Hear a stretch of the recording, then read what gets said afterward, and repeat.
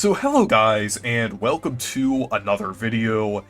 And recently, we got some new information about The Legend of Zelda Echoes of Wisdom. And I already mentioned some things about this game, like the main echo mechanic looking really interesting, and having a lot of potential in terms of puzzles and combat and different things like that.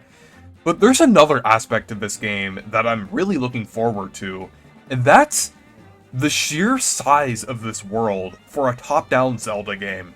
Because this seems to be pretty big, like especially compared to Link to the Past and Link's Awakening. There seems to be quite a lot to explore here. Like, the scale just looks, like, pretty huge here. When it pans out over Zelda, like, at the beginning of, like, the trailers for the game, like, it definitely shows that this is likely a lot bigger than, like, other top-down Zeldas, like I've mentioned before.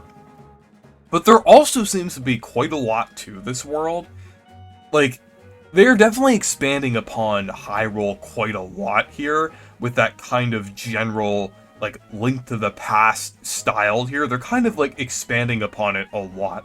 And I actually like this take on Hyrule a lot more than A Link to the Past. I mean, I know A Link to the Past had its limitations of, like, the time that it released, but, like, A Link Between Worlds also kind of had that limitation, because it was kind of based pretty heavily.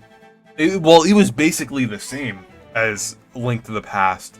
So I'm glad that they're actually, like, expanding upon this era of Hyrule more, and, like, adding, like, more NPCs and more species and races here, like kind of like the Deku Scrubs. That is really cool. Finally seeing them as NPCs again. Like, it's been so long.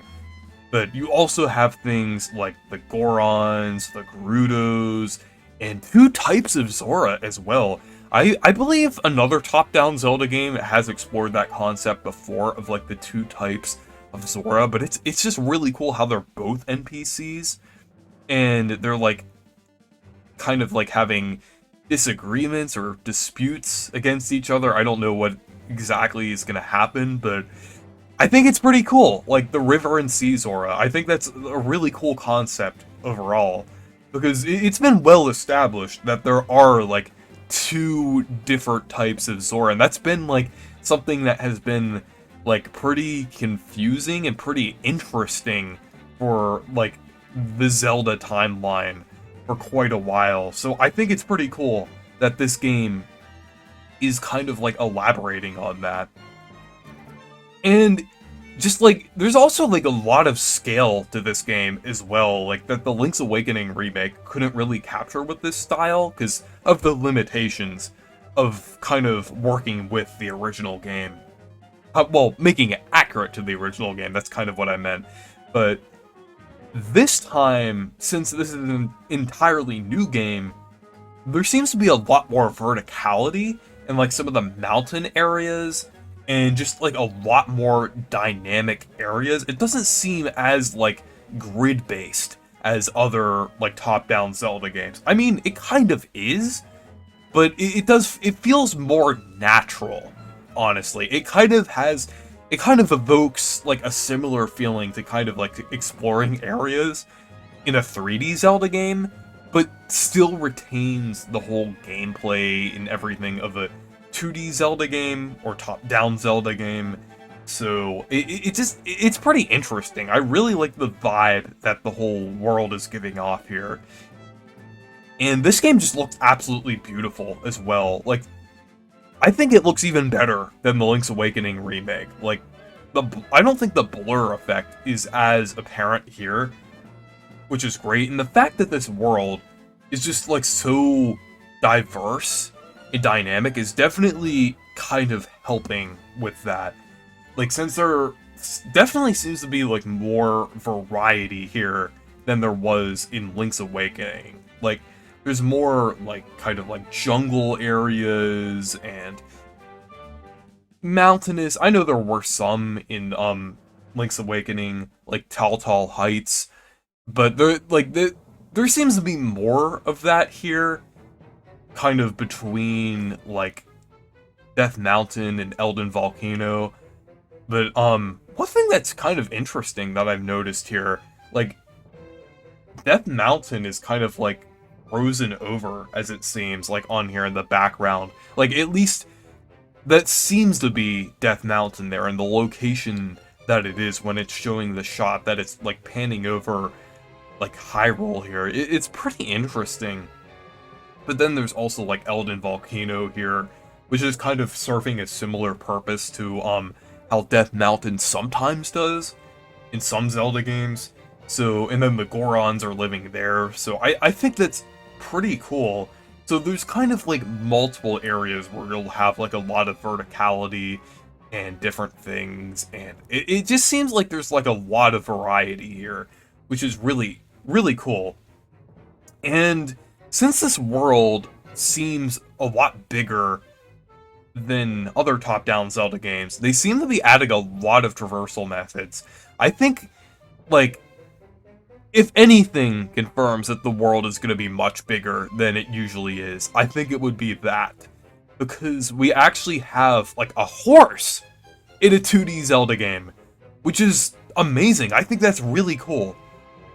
And there's even other traversal methods as well. Like, the new trailer showed off the bind move, which is kind of similar to Magnesis or Ultra Hand, but there's another move that's kind of like the reverse version of that called Reverse Bond, which could actually be used to ride different moving objects or different things throughout the world, which is really cool. And like you could even like climb up objects with like enemies that can climb up different surfaces, or you could just move across the map using like birds and things, or like enemies that kind of run pretty quickly. I think that's really cool, and it's definitely opening up a lot of possibilities with like the echo ability that you'll have in this game. So there just seems to be like so many interesting ideas here, and the fact that you have all of these different traversal methods kind of go to show that they're fleshing out this world quite a lot, and you'll actually have a lot of ground to cover here and a lot of stuff to explore. So I am really looking forward to seeing what will be in Echoes of Wisdom. I feel like this game is much more interesting than we were expecting for a new top-down Zelda game. And I think, like, this game, honestly, for me, is even more exciting than Tears of the Kingdom. I know that might be a hot take, but I think this seems even more original, and it's also been over a decade since the last new top-down Zelda game.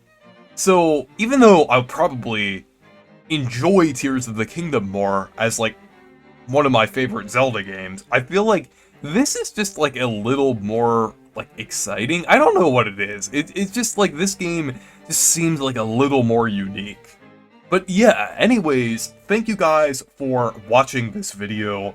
Make sure to leave a like and subscribe for more, and make sure to check out my Discord server and Twitter if you want to. Goodbye.